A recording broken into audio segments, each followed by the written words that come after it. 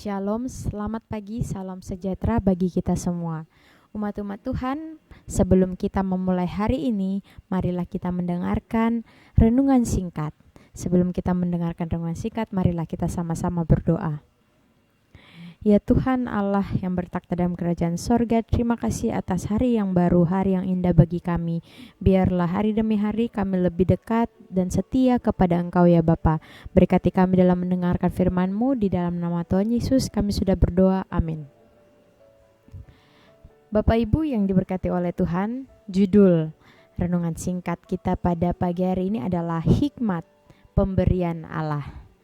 Bapak Ibu yang diberkati oleh Tuhan, saya berbicara mengenai hikmat pemberian Allah bukan berarti kalau saya mengagungkan diri saya penuh dengan hikmat.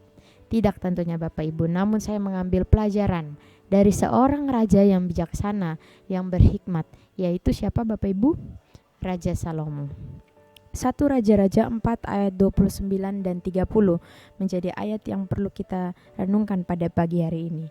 Dan Allah memberikan kepada Salomo hikmat dan pengertian yang amat besar, serta akal yang luas seperti dataran pasir di tepi laut, sehingga hikmat Salomo melebihi hikmat segala Bani Timur dan melebihi segala hikmat orang Mesir.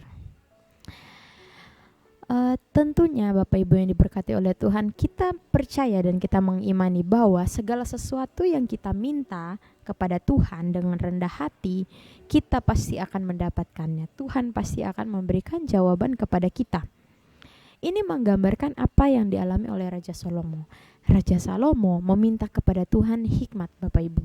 Ya, kadang kita meminta kepada Tuhan materi, tetapi dalam kasus ini, dalam Raja-Raja 4 ayat 29 sampai 30 mengatakan bahwa Raja Salomo meminta hikmat Bapak Ibu yang diberkati oleh Tuhan. Kenapa waktu itu Raja Salomo meminta hikmat? Memangnya apa yang sedang dia lakukan?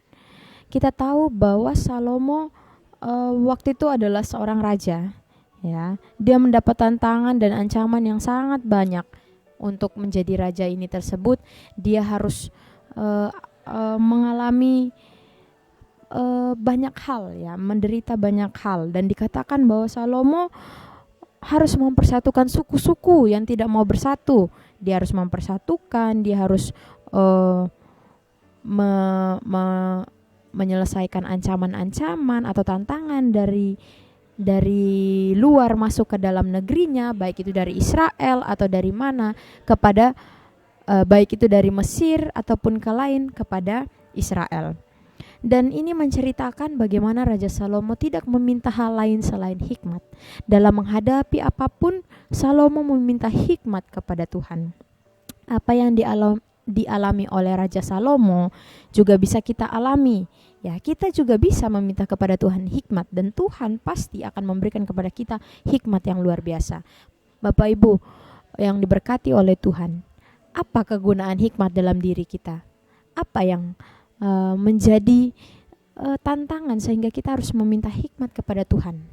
Bapak Ibu yang diberkati oleh Tuhan, di dalam hidup kita dihadapi oleh dua pilihan, yang baik atau yang buruk, yang jahat atau yang baik. Bapak Ibu, bagaimana kita memilih? Apakah kita cenderung untuk memilih hal-hal yang tidak baik, atau kita cenderung untuk memilih hal yang baik? Itu semua akan ditentukan dengan hikmat yang kita miliki. Salah satu poin penting yang perlu kita pelajari adalah Allah memberikan apapun, ya.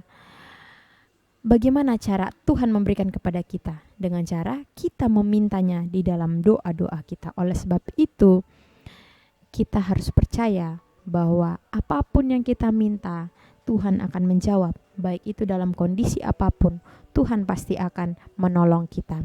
Hikmat dari Tuhan akan Dia berikan kepada kita yang meminta dengan kesungguhan hati tanpa terselip keraguan.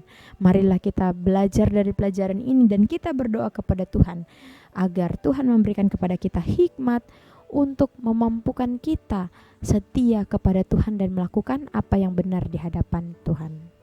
Demikianlah renungan singkat kita pada pagi hari ini. Tuhan kiranya memberkati kita semua.